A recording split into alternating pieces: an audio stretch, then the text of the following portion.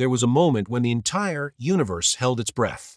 A moment when billions of eyes across countless worlds watched a single soldier do the unthinkable. He knelt, not in surrender, not in fear, but in compassion. And what happened next would change everything we thought we knew about first contact, about fear, and about what it truly means to be human. This isn't a story about heroes or villains. It's about a choice that one man made when everyone told him not to. A choice that would save not just one life, but potentially millions. So stick with me, because what you're about to hear will challenge everything you think you know about courage. Let me take you back to the beginning. To a planet called Vexor Prime, a frontier colony on the edge of human space. It was supposed to be a routine day. Patrols, supply runs, the usual grind of military life on an outer rim world. But then the sky tore open. The first alerts came in at 0600 hours. Something had entered the atmosphere. Fast, hot, unidentified. The defense grid lit up like a nervous system going into shock. Every radar, every satellite, every ground station screamed warnings. But by the time anyone could react, it was already over. The object had struck the surface in the northern jungle sector, a region dense with ancient trees and humid air that could swallow sound itself. Captain Marcus Chun was the first to reach the crash site perimeter. What he saw made his blood run cold. The impact crater was massive, easily 200 meters across. But that wasn't what stopped him. It was the glass. The jungle floor had been superheated so intensely that soil and rock had fused into smooth, black glass that reflected the morning sky like a dark mirror. Steam rose in ghostly columns. The air shimmered with residual heat. And in the center of it all, something moved. Chun raised his scanner. The readings made no sense. Massive energy signatures, but fluctuating wildly. Radiation, but not any isotope in the human database. And something else. A biosignature. Small, humanoid, alive. That's when they sent in the first scout team. 5 soldiers, full tactical gear, weapons hot, sensors recording everything.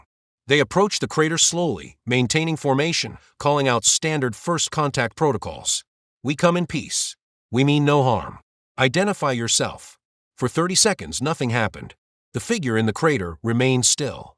Then one of the scouts got within 50 meters.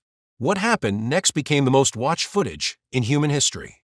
The air around the scouts began to glow. A soft violet light that seemed to come from nowhere and everywhere at once. One scout called out, reporting strange readings. Another reached for his weapon. That's when the light pulsed. Just once. A ripple of pure energy that expanded outward like a wave of concentrated starlight. The scouts' armor systems failed instantly. Not damaged. Failed. As if every circuit, every power cell, every electronic component simply decided to stop working. The soldiers dropped, unconscious before they hit the ground. Their vital monitors flatlined. For 3 terrifying seconds, command thought they were dead. Then the readings came back. Alive. Unconscious. But alive. And whatever was in that crater hadn't moved an inch. The planet went into lockdown immediately. Military protocols activated. Civilians evacuated from a 10-kilometer radius. Every news network, every broadcast station, every pirate signal interceptor locked onto the feed. Within hours, the entire human sphere was watching. Earth, Muffs, the Belt colonies, the outer settlements. Billions of people staring at their screens, waiting to see what would happen next. And the debate started. What was it? Some said weapon. Others said first contact. The religious communities called it divine intervention. The scientific community was split down the middle. But everyone agreed on one thing. Whatever was in that crater was dangerous. Extremely dangerous. And nobody knew what to do about it. That's when Sergeant Kale Bronson got the call. He'd been off duty, catching sleep in the barracks after a 36-hour patrol. His commander's voice crackled through his comm unit, urgent and tight with tension. We need you at the crater. Now. Kale had served 8 years on Vexor Prime. He'd seen combat. He'd lost friends. He'd made the kind of hard choices that left scars you couldn't see. But nothing in his experience had prepared him for this. He arrived at the perimeter to chaos. Military vehicles everywhere. Drones circling overhead. Medical teams prepping for mass casualties. And at the center of it all, a ring of soldiers surrounding the crater, weapons trained on a target they couldn't even properly see through the heat shimmer and steam. Lieutenant Vina Chun, the captain's sister and Kale's direct superior, grabbed him the moment he stepped out of the transport. We need someone to make contact, she said. Someone who won't panic if things go wrong. Kale looked at the crater. Define wrong. She handed him a tablet. The footage of the scout team played on loop. That kind of wrong. Most soldiers would have refused. Would have cited safety protocols, risk assessment, the obvious fact that approaching something that had just knocked out 5 trained operatives was monumentally stupid. But Kale had a reputation. Not for bravery, exactly. For something else. For seeing people instead of threats. For asking questions before raising weapons. It had gotten him reprimanded more than once. But it had also saved lives. More lives than command wanted to admit. He took a long look at the sensor readings. The energy signatures were off the charts, yes. But there was something else. Something in the pattern of the fluctuations. They weren't random. They were rhythmic. Almost like breathing. Almost like fear. You think it's sentient, he said. Veena nodded. We think it's a child. Kale felt something cold settle in his chest. And you want me to walk up to a scared kid with enough power to glass a jungle? She met his eyes. I want you to do what you do best. See the person, not the threat. The decision took him exactly 3 seconds. He needed to gear down. No heavy armor. No weapons. Nothing that could be perceived as hostile. Veena tried to protest, but Kale was already stripping off his tactical vest. If I go in there looking like I want to fight, he said, that's exactly what I'll get. He kept his basic undersuit, enough to protect against environmental hazards, but light enough to show he wasn't a threat. No helmet. He wanted whoever was down there to see his face. To see that he was human. Vulnerable. Trusting them not to hurt him. The walk to the crater's edge felt like miles. Every step crunched on glass that held his reflection like a dark mirror. The air was still hot, still shimmering with residual energy. Behind him, Kale could feel the weight of every camera, every drone, every pair of eyes across the galaxy watching his approach. Veena's voice was steady in his ear, feeding him data, vitals, environmental readings. But underneath her professional tone, he could hear fear. Not for herself. For him. And then he saw her. Through the steam and heat distortion, a figure became clear. A girl. Or something that looked like a girl. She couldn't have been more than 10 years old by human standards, though Kale knew better than to assume age worked the same across species. She sat cross-legged in the center of the crater, perfectly still, arms wrapped around her knees. Her skin was pale, almost luminescent, with a faint silvery quality that caught the light like mother of pearl. Her hair was long, falling past her shoulders in waves that seemed to shift color between white and pale blue. But it was her eyes that stopped Kale cold. They glowed, not metaphorically, actually glowed with a soft violet light that pulsed in time with her breathing. She was staring at him, not with aggression, not with fear, with curiosity, and something else. Hope. Don't go any closer, Veena said in his ear. We don't know what will trigger another pulse. Kale ignored her. He took another step forward, boots crunching on glass. Then another. The girl's eyes tracked his movement, but she didn't react. Didn't raise her hands. Didn't show any sign of activating whatever power had dropped the scout team. She just watched him. Waiting. Kale reached the edge of the crater floor and stopped. The girl was maybe 20 meters away. Close enough to see details. The way her chest rose and fell with rapid, shallow breaths. The way her fingers gripped her knees too tightly.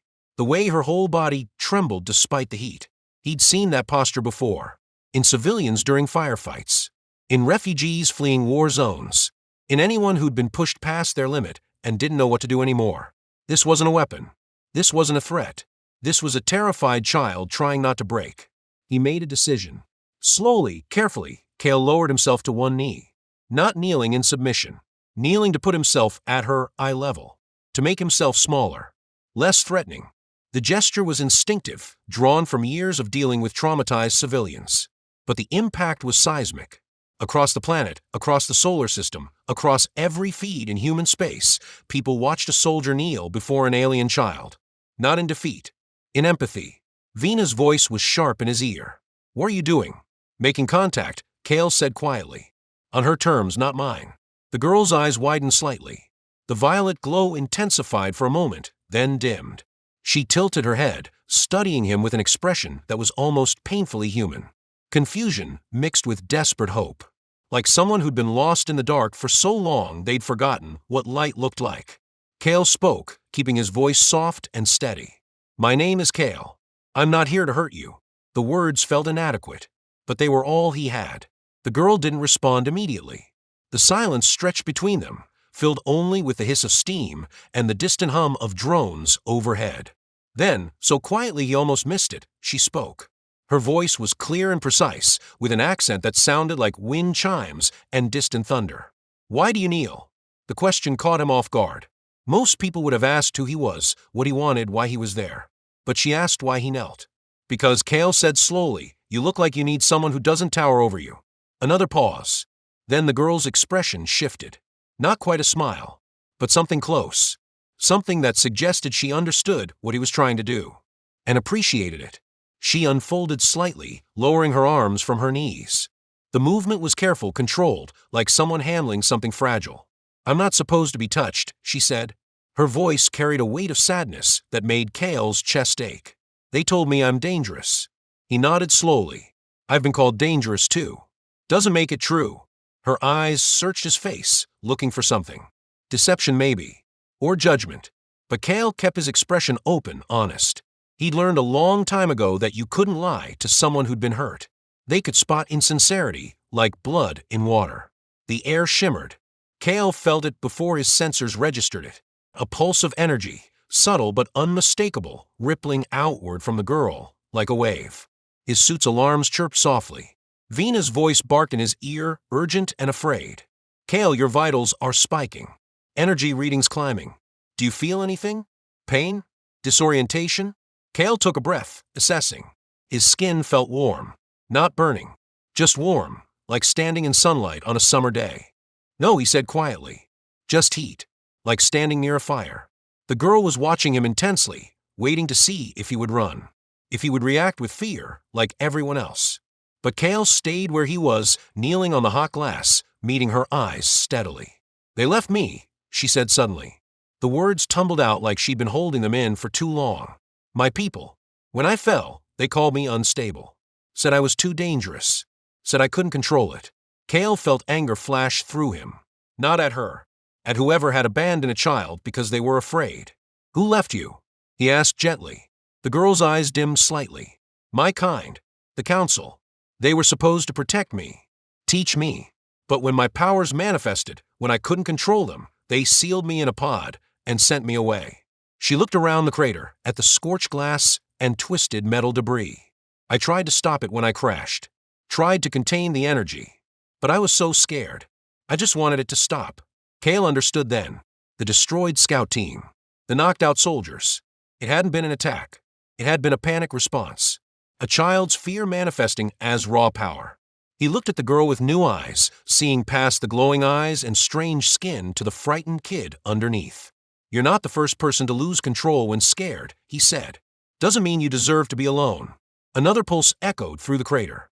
But this one felt different. Softer. Gentler. Like a heartbeat instead of an explosion. The girl's eyes filled with tears that glowed faintly violet. "I don't want to hurt anyone," she whispered.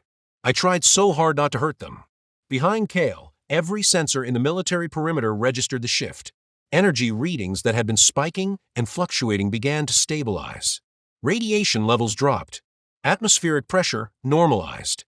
It was as if the girl's emotional state directly affected her power output. And Kale's presence, his calm acceptance, was helping her regulate. Vina's voice returned, soft and almost awed. "Kale, she's stabilizing. Whatever you're doing, keep doing it." Kale stayed focused on the girl. "What's your name?" he asked. She hesitated, and something in her expression broke his heart. "They call me She Who Burns." It wasn't a name. It was a label. A warning. A way to reduce her to her most dangerous aspect, and nothing more. Kale grimaced. "That's not a name. That's just people being afraid. Do you have another?" She shook her head slowly. "I don't remember. They stopped using it after I hurt someone." Kale reached slowly into his chest pocket, moving deliberately so as not to startle her. He pulled out a small piece of metal on a chain. A dog tag. Old, worn, the engraving faded but still readable. He held it in his palm, letting her see it. "This belonged to my brother," he said quietly. "His name was Ash." The girl leaned forward slightly, interested. "Ash." Kale smiled sadly, remembering. "Yeah. Burned everything he tried to cook. Burnt bread. Burnt stew. Once set water on fire, don't ask me how." The name kind of fit him. A small sound escaped the girl. Almost a laugh. Brief and fragile, but real. Kale extended his hand, offering the tag. You want it? You could be Ash too. Keep the name alive. She stared at the tag like it was the most precious thing in the universe. Slowly, carefully, she reached out. Her fingers were small and delicate. When they touched the metal, it shimmered briefly with violet light. But nothing exploded. Nothing burned. She just held it, turning it over in her hands, reading the worn inscription. I like Ash, she whispered. Then it's yours, Kale said. Her fingers closed around the tag. She brought it to her chest, holding it like a lifeline. And in that moment, something fundamental shifted. Not just in the crater. Across the planet. Across the solar system. Billions of people watching the live feeds witnessed a transformation. The feared alien, the unstable anomaly, the Class Zero threat that had knocked out an entire scout team became something else. A child. With a name. With someone who cared. The change was measurable. Every sensor around the crater detected it simultaneously. The air cleared. The oppressive heat faded. Radiation readings dropped to background levels. The violet glow in Ash's eyes dimmed to a soft luminescence. Even the scorched glass beneath them began to cool, fracture lines spreading as thermal stress equalized. Vina's voice in Kale's ear was stunned. She's regulating completely. Energy output stable. Biosigns normalizing. How are you doing this? I'm not doing anything, Kale said quietly. She's doing it herself. She just needed someone to believe she could. But the moment of peace was brief. The sky above the crater suddenly split. Not metaphorically. The atmosphere itself seemed to tear, a fracture of violet and gold light spreading across the clouds. Through the rift, something descended. A vessel. Sleek, organic-looking, like it had been grown rather than built. Its surface shimmered with colors that had no names in human language. Kale felt his stomach drop. He didn't need sensors to know what this meant. Ash's people had returned. The girl looked up and scrambled to her feet, all the calm of the previous moments evaporating. They're coming back, she said. Her voice carried pure fear. Kale stood as well, moving to stand between Ash and the descending ship. Your people. Ash nodded frantically. The council. They must have tracked the pod. Do they know you survived? She met his eyes. They know. They're here to test me again. And if I fail, they'll seal me away forever. Kale felt cold fury burn in his chest. Over my dead body, he muttered. Ash grabbed his arm. Please don't fight them. They're too strong. They'll hurt you. He looked down at her, at this child who was more worried about his safety than her own, and made a decision that would change everything. He activated his comm Vina, he said clearly. Hostile incoming. Requesting immediate backup. Kale, what are you doing? She's not going anywhere she doesn't want to go. You can't start an interstellar incident over this. Watch me. The ship descended slowly, deliberately, landing just outside the crater. Its presence was overwhelming, not in size, but in the sheer weight of wrongness it carried. Like reality itself bent around it. The hull opened seamlessly and figures emerged. Tall, ethereal beings cloaked in armor that seemed to shift between solid and liquid states. They moved with absolute confidence, absolute authority. The lead figure stepped forward, and when it spoke, its voice echoed from everywhere at once. You engage the anomaly. It wasn't a question. It was an accusation. Kale stood firm, keeping Ash behind him. She's not an anomaly. She's a child. The council member tilted its head, and Kale got the distinct impression it found his words amusing. She is unstable. She has destroyed property, harmed others. She must be reabsorbed, processed, contained, reabsorbed. The word made Kale's skin crawl. What does that mean? The figure didn't answer. Instead, it addressed Ash directly. You will comply. You will return. Testing will resume. Ash's grip on Kale's arm tightened painfully. Her voice was barely a whisper. They want to take away what makes me me. Break down my consciousness and recycle it. Like I'm broken equipment. Kale's decision crystallized in that instant. No, he said flatly. Not happening. The council member's attention focused on him fully. You have no authority here, human. This does not concern your kind. He squared his shoulders. I'm making it my concern. You don't get to treat a child like trash just because you're afraid of her power. The air around the council member began to shimmer. Power built, visible even to human eyes. Your objection is noted and dismissed. Stand aside. Kale didn't move. Make me. What happened next froze every viewer across the galaxy in horror and fascination. The council member raised its arm, energy gathering around it like liquid light. Kale knew he couldn't win this fight. Knew he was probably about to die. But he'd made his choice. He would not step aside. Would not let them take Ash without a fight. The energy built to a blinding crescendo. And then Ash stepped forward. She moved past Kale, placing herself between him and her people. And she spoke. Stop. The word carried weight. Power. Authority that had nothing to do with age or size. The council member paused, energy still crackling around its arm. You defy the council? Ash's eyes blazed violet. I defy your fear. Her voice grew stronger with each word. You called me unstable, dangerous, broken. But I'm not. I was afraid. I was alone. I lashed out because I didn't know how else to survive. She turned slightly, gesturing to Kale. This human showed me something you never did. That power without compassion is meaningless. That strength without kindness is just another form of weakness. The council member lowered its arm slightly. You speak as if you have choice. You do not. Power like yours cannot be allowed to exist without control. Ash stepped closer to her people, and Kale wanted to pull her back, protect her, but something told him this was her moment. She needed to face this herself. Then teach me control, Ash said. Don't lock me away. Don't unmake me. Teach me. The council member was silent for a long moment. Then teach you attacked our own kind. Harmed them grievously. This cannot be forgiven. Ash's response was quiet but firm. I will face consequences for what I did. But I will not be erased for being afraid. The standoff stretched. The entire planet held its breath. Military forces surrounded the crater, weapons trained on the alien ship. Human diplomats frantically tried to open channels. Religious leaders prayed. Scientists calculated probabilities of conflict. And in the crater, a child stood before her people and demanded to be seen as more than a problem to be solved. The council member finally spoke. You claim stability. Prove it. Show us you can control your power. Choose to harm or help. Show us what you truly are. Ash turned to look at Kale. Then at the surrounding jungle. At the scorched earth and shattered drones. At the evidence of her fear made manifest. She closed her eyes and took a deep breath. When she opened them again, they blazed with violet light. But this time, the light was controlled, focused, intentional. She raised her hands and the air shimmered. But instead of destruction, something else happened. The scorched glass beneath their feet began to crack. Not with violence, with growth. Green shoots pushed through the black surface. Grass, flowers, tiny seedlings that shouldn't exist in such hostile ground. The growth spread outward in a wave. Trees that had been seared to stumps began to regenerate. Ash's power, which had destroyed with fear, now created with purpose. The transformation was breathtaking. In minutes, the crater transformed from a scar of destruction to a garden of impossible beauty. Plants no human botanist had ever documented grew in spiraling patterns. Trees with bark that shifted colors like opals. Flowers that hummed with soft harmonics. And at the center, Ash stood with tears streaming down her glowing cheeks. I can create, she whispered. Not just destroy. I can make things beautiful. The council members watched in silence. Finally, the lead figure stepped back. You have shown capability we did not expect.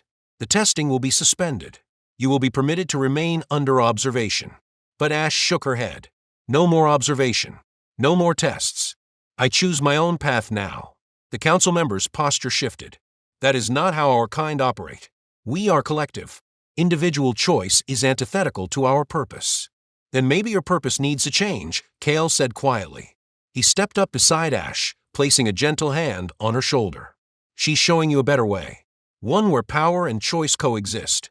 Where being different doesn't mean being broken. The council member regarded them both.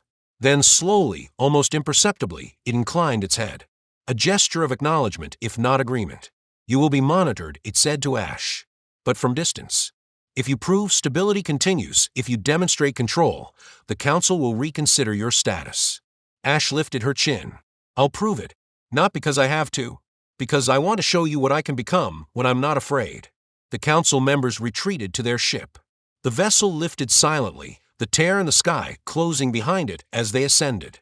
And in the crater, surrounded by impossible flowers and shocked military personnel, Kale and Ash stood together. Around them, the broadcasts continued, but the narrative had shifted. This wasn't a story about first contact gone wrong. It was a story about empathy transcending fear, about a soldier who chose compassion over protocol, about a child who found her strength not in power but in choice. The aftermath was complex. Diplomatic channels opened between humanity and Ash's people. Scientists studied the garden she'd created, documenting species that rewrote botanical understanding. Psychologists analyzed her emotional regulation breakthrough. Military strategists recalculated threat assessments. But for Kale and Ash, life became something simpler. She was granted asylum on Vexor Prime, with Kale designated as her primary guardian and cultural liaison.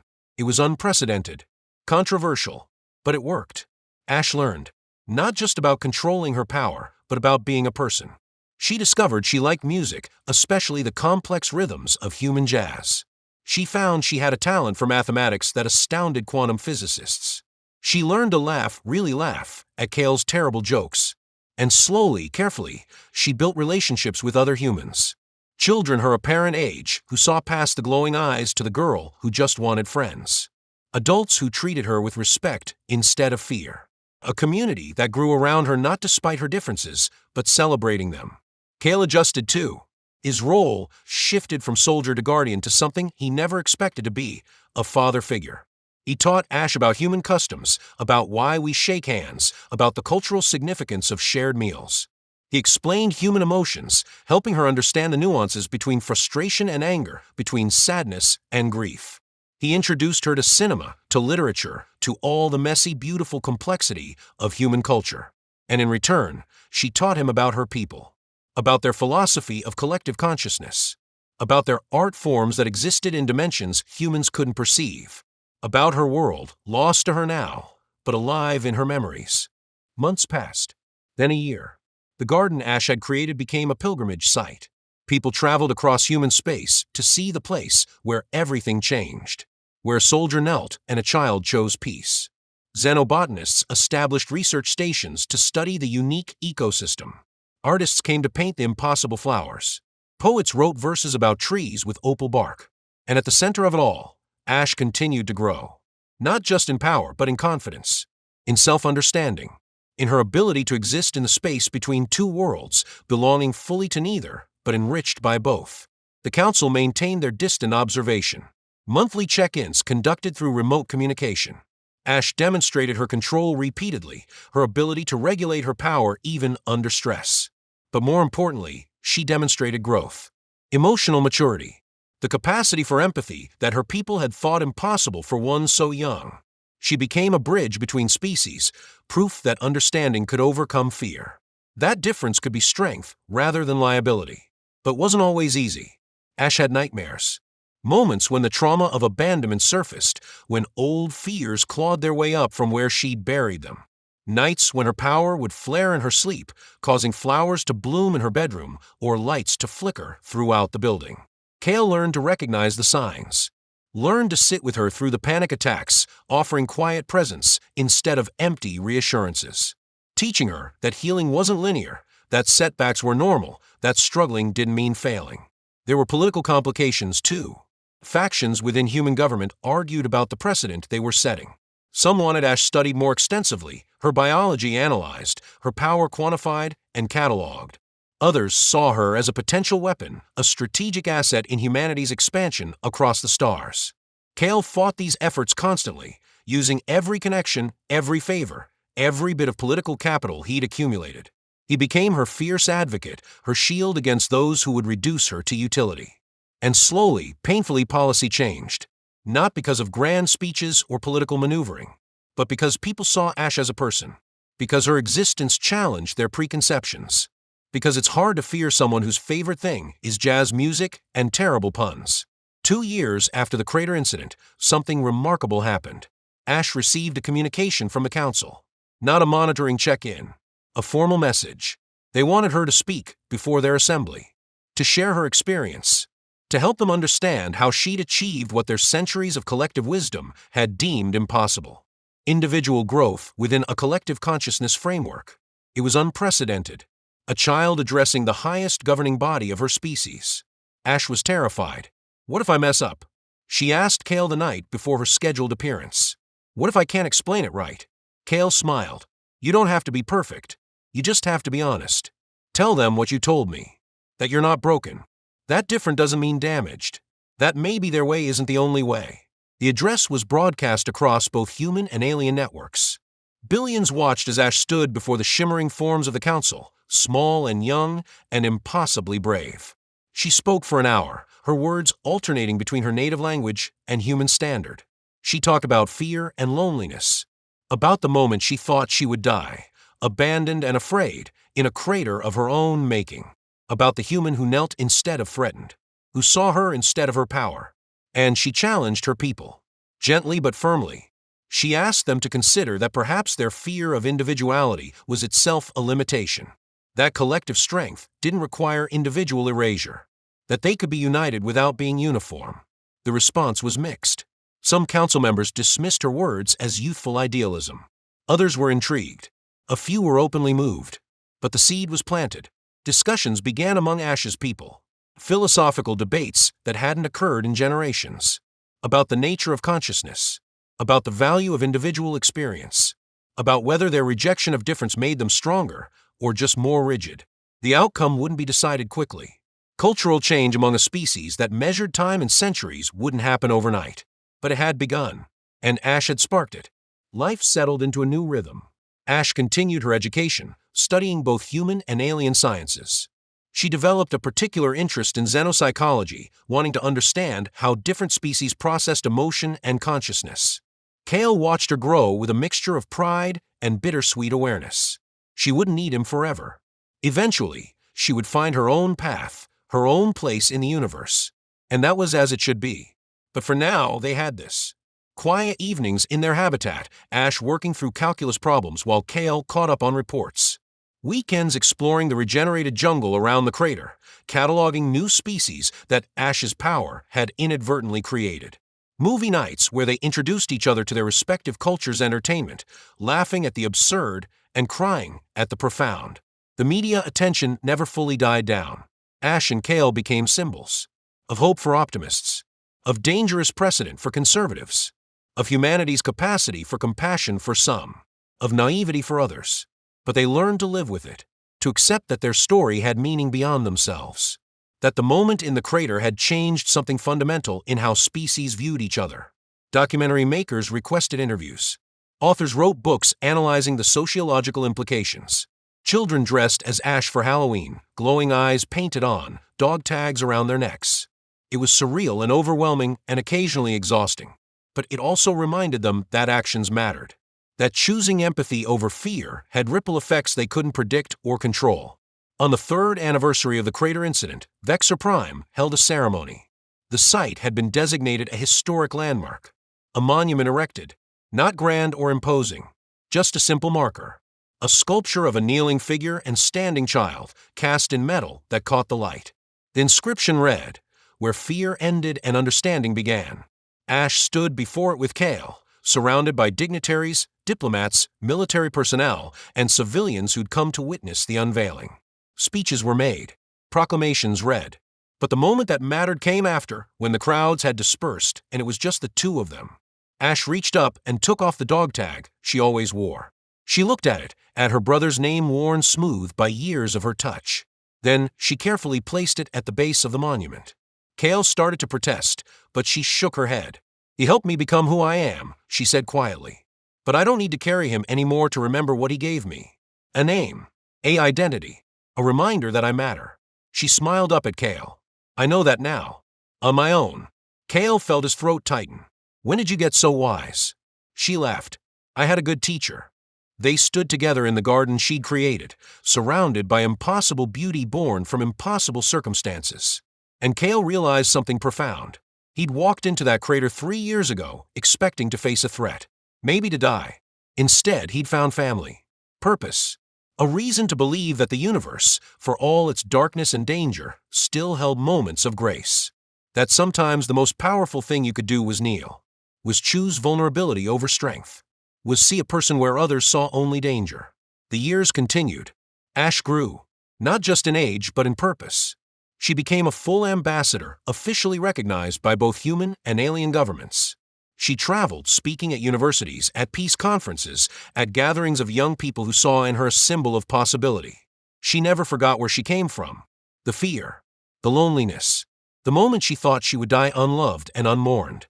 She used those memories not as wounds, but as tools, to connect with others who felt different, broken, dangerous, to show them that their circumstances didn't define their worth.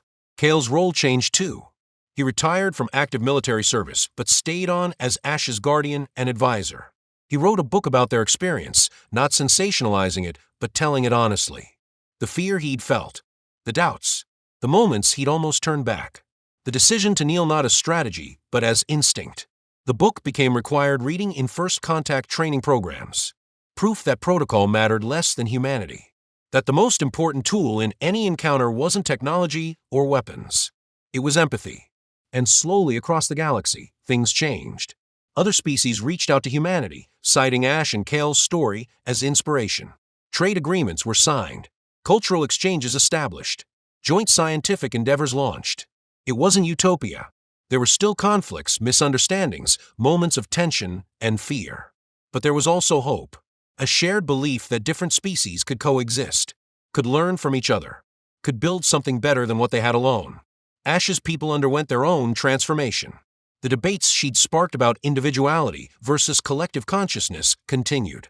Slowly, painfully, they began to allow more variation within their society. Young members were given choices their elders never had, about their paths, their identities, their purposes. It was controversial. Many of the old council members saw it as weakness. But others, particularly those who'd witnessed Ash's growth, saw it as evolution. As necessary adaptation. The universe was changing. To survive, to thrive, they needed to change with it. On Ash's 18th birthday, by human reckoning, another ceremony occurred. This one smaller, more personal. Ash was granted full citizenship on Vexor Prime. Legal recognition as an adult. Autonomy to make her own decisions without guardian oversight.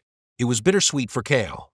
Pride at who she'd become mixed with the knowledge that his role was ending. That she didn't need him the same way anymore. They sat together that evening, looking out over the city lights from their habitat balcony. Remember when you asked why I knelt? Kale said. Ash smiled. I remember everything about that day. Do you know what I realized later?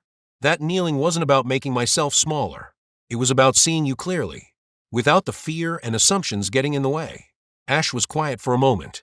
You saved my life that day. Kale shook his head. No, I just gave you space to save yourself. Big difference. She leaned against his shoulder, and for a moment she was 10 years old again, scared and alone in a crater of her own making. Then the moment passed, and she was herself again. Strong, confident, ready for whatever came next. I'm scared, she admitted. Of what's ahead. Of messing up. Of not being enough. Good, Kale said. Fear means you care. Means you understand the stakes. Just don't let it control you. You've got this. And if you stumble or fall, or make mistakes, that's okay too. That's called being alive. She smiled. When did I become the student? You've always been both, he said. Teacher and student. Just like everyone else. The galaxy continued turning. Species rose and fell. Conflicts erupted and resolved. Technology advanced. Discoveries were made. And through it all, a story persisted. Told in 1,000 variations across 1,000 worlds. About a soldier and an alien child. About the moment everything could have gone wrong. About the choice to kneel instead of fight. To see instead of fear. To trust instead of doubt. It became mythology. Parable. A touchstone for how first contact should be handled. Children learned it in school. Diplomats invoked it in negotiations. Artists reimagined it in every medium imaginable. But for Kale and Ash, it was just life. The thing that happened. The moment that changed everything. They didn't see themselves as heroes or symbols. Just people who'd made choices. Who'd found each other when they both needed someone. Who'd built something meaningful from circumstances that should have ended in tragedy. And maybe that was the real lesson. That heroism wasn't about grand gestures or dramatic moments. It was about showing up. Choosing empathy when fear would be easier. Seeing people in their full complexity instead of reducing them to categories. Being willing to kneel when the situation called for it. Being willing to stand when required, and having the wisdom to know which moment called for which response. Years later, when asked what advice he'd give to someone facing a similar situation, Kale's answer was simple. Listen first. Really listen. Not to respond, but to understand. And remember that fear is just information. It tells you that something matters. But it shouldn't tell you what to do. That's your choice. Always your choice. And when in doubt, kneel. Put yourself at eye level. Show vulnerability. Trust that the person in front of you is more than your fear of them. It won't work every time. Nothing works every time. But will work more often than force, than threats, than reducing people to their most dangerous aspects. Ash's advice was different, but complementary. Remember that everyone is fighting battles you can't see. Everyone has been hurt, made afraid, pushed to their limits. When someone lashes out, when they seem dangerous or unstable, ask yourself what they're protecting, what they're afraid of losing. Because power without context is just power. But power understood becomes connection, becomes opportunity, becomes the seed of something better. She paused, then added with a slight smile. And find yourself a Kale. Someone who sees you when everyone else just sees what you can do. That makes all the difference. The crater garden continued to grow. Botanists discover new species every year. The ecosystem evolved in ways that defied prediction. Trees with bark that sang in the wind. Flowers that only bloomed under starlight. Vines that produced fruit with properties that revolutionized human medicine. It was as if Ash's power, channeled through hope instead of fear, had created something genuinely new. Not alien or human, but both and neither. A hybrid ecology that existed nowhere else in the known universe. It became a symbol of what could be created when different species, different perspectives, different ways of being met not with fear, but with curiosity. When the instinct was to nurture rather than destroy. Scientists from across the galaxy came to study it. Papers were written. Theories proposed. But nobody could fully explain it. The garden shouldn't exist. By every rule of biology and ecology they understood, it should have collapsed into chaos within months. Instead, it thrived, grew stronger, more complex, more beautiful, as if intention mattered, as if the emotional state of its creator had somehow been woven into the genetic code of every organism. It was impossible, but it existed. And sometimes the scientists concluded, impossible was just another word for not yet understood. Kale retired eventually, really retired this time. He moved to a small habitat on the edge of the crater garden, where he could watch the sunrise through opal bark trees, where the flowers hummed their soft harmonics, where he could remember. He wrote, not books about strategy or first contact protocols, but poetry, meditations on connection, on the moments that change everything, on the choice to kneel when every instinct screams to stand your ground. His work was published quietly, shared among small circles. It never reached the fame of his first book, but it mattered to those who found it. Late in his life, when Kale was asked if he had regrets, his answer was immediate. Only one. That it took me so long to learn what Ash taught me in a day. That seeing people is a choice. That empathy is a skill. That the strongest thing you can do is make yourself vulnerable in the service of understanding. I wasted a lot of years thinking strength meant walls. Ash showed me strength means bridges. Ash's path led her away from Vexor Prime eventually. Not permanently. She always came back. But her work required travel. Mediation between species. Teaching young diplomats. Speaking at conferences. Building the networks of understanding that would define the next era of galactic civilization. She never forgot the crater. Never forgot the human who knelt when he should have run. Never forgot that her power was a gift, not a curse. That being different was an advantage, not a limitation. That she mattered. Decades passed. Kale grew old. Ash matured into someone neither fully human nor fully her people's species. Something new. Something that belonged to the future more than the present. They stayed in contact. Regular calls. Annual visits. The bond between them never weakening despite distance and time. Because some connections transcend physical proximity. Some relationships are forged in moments so intense, so transformative, that they become permanent fixtures of identity. You can't unknow the person who saved you. Can't forget the moment you discovered you weren't broken. Just scared. Just alone. Just waiting for someone to see you. And then, at the end of a long life lived well, Kale returned to the crater one final time. Ash came too. Older now. Different. But still herself. Still the girl who'd sat terrified in scorched glass, waiting to be told she was a monster. Still the child who'd been given a name and claimed her identity. They stood together where it had all begun. The garden had grown impossibly large. The original crater almost unrecognizable under layers of growth and life. I've been thinking, Kale said quietly. About that day. About why I really knelt. Ash smiled. I thought you said it was to see me eye level. That was part of it. But not all. The truth is I was scared. Terrified. I didn't know what you'd do. Didn't know if I'd survive the next minute. So I knelt not just for you, but for me. To ground myself. To make a choice about who I wanted to be in that moment. And who was that? Someone who trusted. Someone who saw potential instead of threat. Someone worthy of the uniform he wore. Ash took his hand. You've always been worthy. Even when you doubted. Especially then. They stayed until sunset painted the sky in colors no human palette could properly capture. Stayed until the flowers began their evening song. Stayed until the stars emerged, countless points of light representing worlds and species and possibilities beyond imagining. This is it, Kale said. My last visit. Next time you come back, I won't be here. Ash's eyes glowed brighter. The sign she was feeling strong emotion. Don't. I know. And it's okay. I've had a good life. Better than I deserved. All because I made one decent choice on one terrifying day. He looked at her. Make sure people remember it wasn't special. Wasn't heroic. Just one person seeing another. That's all. If I could do it, anyone can. I'll remember, Ash promised. I'll make sure everyone remembers. When Kale passed, peacefully in his sleep 6 months later, the galaxy paused to mourn. Not grand state funerals, though those were offered. But something more meaningful. Across 1,000 worlds, people knelt. In public squares. In private homes. In ships drifting through the void. They knelt in remembrance of the soldier who'd shown them that strength could be gentle. That the most powerful weapon was understanding. That heroism was simpler and harder than they'd ever imagined. Ash delivered the eulogy. Standing in the crater garden, wearing the dog tag she'd reclaimed for the occasion. She spoke about fear and hope. About the moment her life changed. About the human who'd given her not just a name, but a future. About how one choice, made by one person, had rippled outward to change millions of lives. And she issued a challenge. Kneel for someone. See them when others see only threat. Choose vulnerability when fear would be safer. Make the choice Kale made. Make it every day.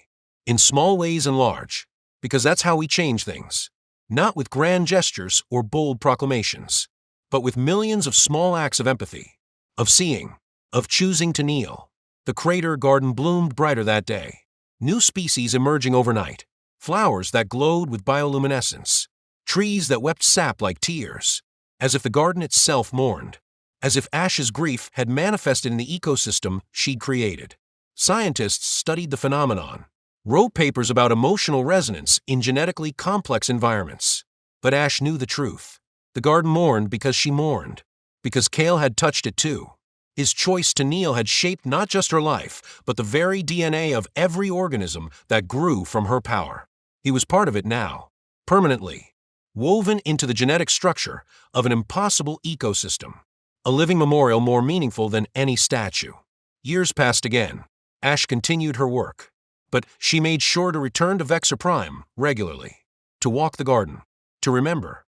To teach young people about the day everything changed. She aged slowly, her species' biology granting her far more time than humans were allotted. She watched generations of humans live and die. Watched species who'd once viewed each other with suspicion become allies, partners, friends. Watched the galaxy transform into something Kale had only dreamed of. Something built on the foundation of that one choice in a crater surrounded by fear. But she never forgot. Never let herself become complacent. Because the lesson wasn't just about one moment. It was about every moment. Every day presented opportunities to choose fear or understanding. To see threats or people. To stand tall or kneel low. And Ash made it her mission to teach that lesson to anyone who would listen. She established schools. Training programs for diplomats and first contact specialists. But also for teachers, medical personnel, anyone who might encounter someone different and afraid. The curriculum was simple. Listen. Really listen. Put yourself at eye level. See the person, not the threat. Choose vulnerability when instinct says protect yourself.